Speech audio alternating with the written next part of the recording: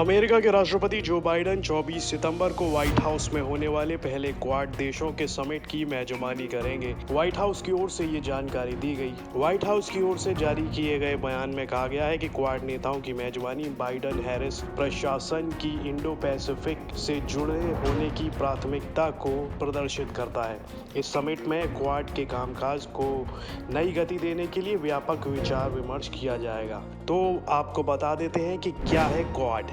Quad में Bharat, Japan, Australia और America 4 देश शामिल हैं। ये एक रणनीतिक मंच है। इसका मकसद इंडो पैसिफिक इलाके में शांति स्थापित करना है। बता दें कि क्वाड समिट के तहत पहली बार इन चारों नेताओं के मिलने की बात कही जा रही है। इससे पहले मार्च में वर्चुअली तौर पर क्वाड देशों की मीटिंग हुई थी, जिसमें Joe Biden, PM Modi, Australia और जापान के पीएम शामिल हुए थे। इन मुद्दों पर होगी चर्चा।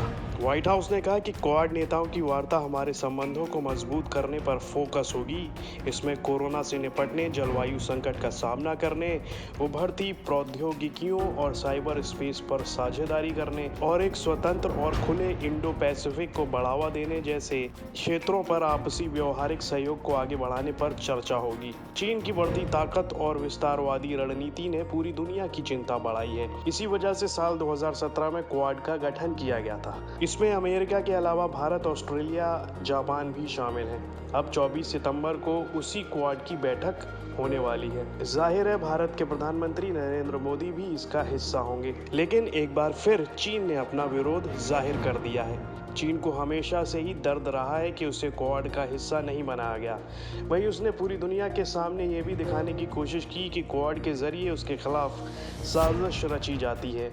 अब जब फिर वो मीटिंग होने जा रही है तो चीन को मिर्ची लगी है। क्वाड की मीटिंग, चीन क्यों परेशान? चीन ने साफ कर दिया है कि अगर किसी भी सहयोग के जरिए तीसरे देश को निशाना बनाने की कोशिश की जाएगी तो वो पहल कभी सफल नहीं हो सकती। उसने आपसी विश्वास के मजबूत रहने पर जोर दिया है। किसी भी सहयोग का मतलब ये नहीं होता कि तीसरी पार्टी को नुकसान पहुंचाया जाए। चीन ने हमेशा से ही ये माना है कि समझौता और सहयोग ऐसा रहना चाहिए जहां पर आपसी विश्वास हो, जहां पर हर स्थानीय देश के बीच बेहतरीन तालमेल रहे।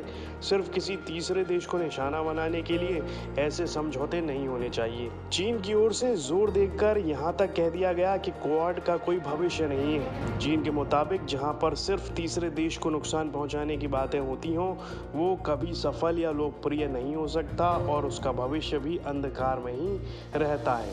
चीन क्या तर्क दे रहा है? नसीहत दे दी गई है कि कोल्ड वॉर जैसी विचारधारा से सभी देशों को अब ऊपर उठ जाना चाहिए। लोगों के सपने को समझने की जरूरत है, उनका सम्मान होना जरूरी है। क्षेत्रीय एकजुटता के जरिए ही हर देश को आगे बढ़कर काम करना चाहिए। अब ये पहली बार नहीं है जब चीन ने क्वाड पर निशाना साधा हो। जब 2017 में इसका गठन हुआ था उस समय भी चीन ने आपत्ति दर्ज करवाई थी, लेकिन साउथ चाइना सी में चीन की बढ़ती दखलंदाजी ने क्वाड की भूमिका और ज्यादा बढ़ा दी है। पूरी कोशिश है कि अहम समुद्री मार्गों को किसी भी दूसरे देश के प्रभाव से दूर रखा जाए। नाम तो किसी का नहीं लिया जाता, लेकिन इशारा चीन पर ही रहता है।